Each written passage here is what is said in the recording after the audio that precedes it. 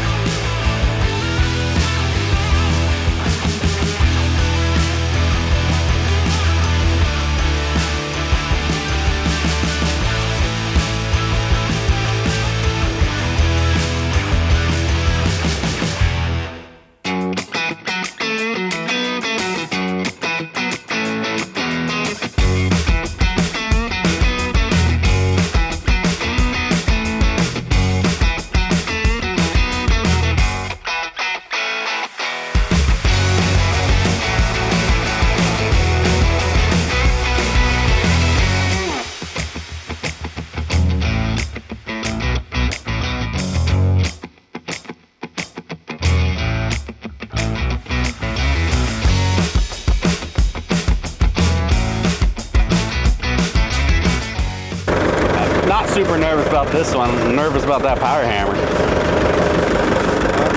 I'm talking to the camera. So my camera?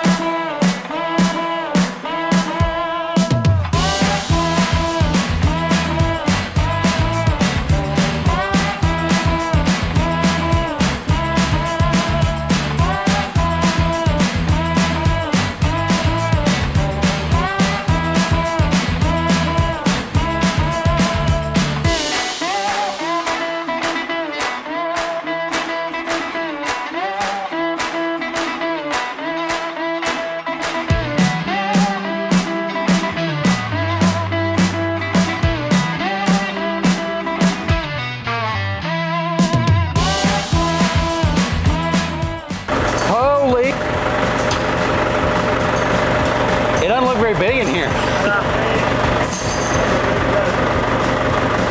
right, let's get the rest of the shit in here. All aboard.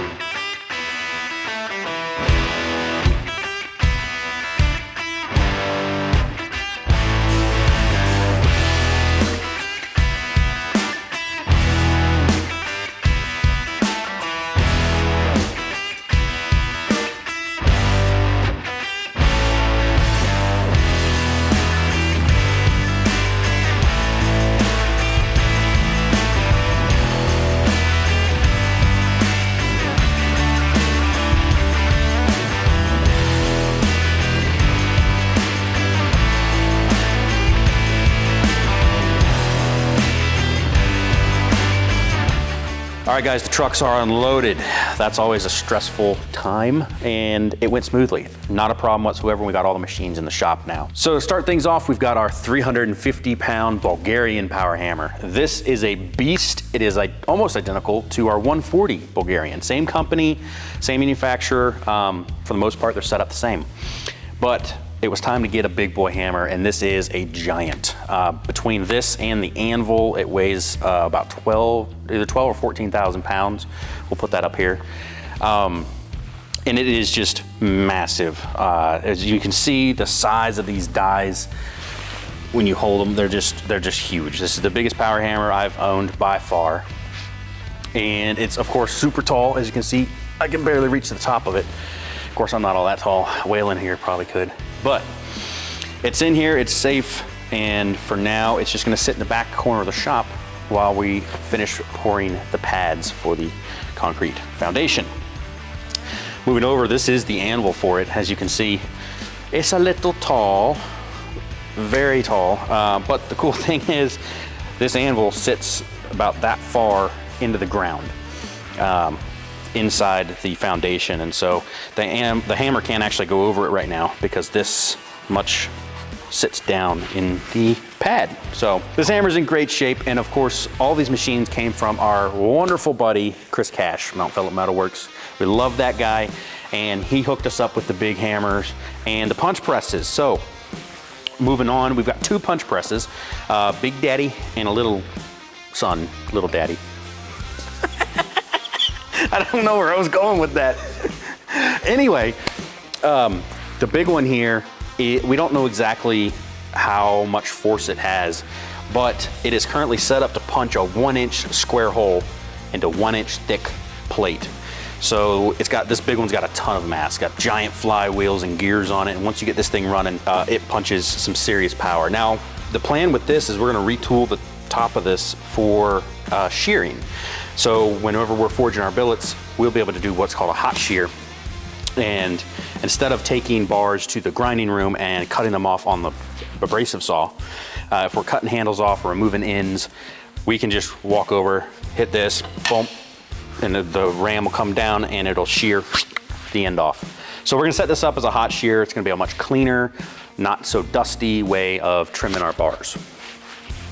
And of course, Chris Cash had the second one here, the little guy, and don't have a plan for this, but it was such a good deal. Chris hooked us up, and so we went ahead and threw it on the truck. It's facing the wrong direction now, but we'll set this up to do something cool in the future, but for now, it's just going to get parked here in the shop. All right, guys, well, that is it for this episode. Thank you so much for joining us. We've got a lot of more content coming up on this new building project, so stay tuned. Be sure to like, comment, and subscribe, and we'll see you next time.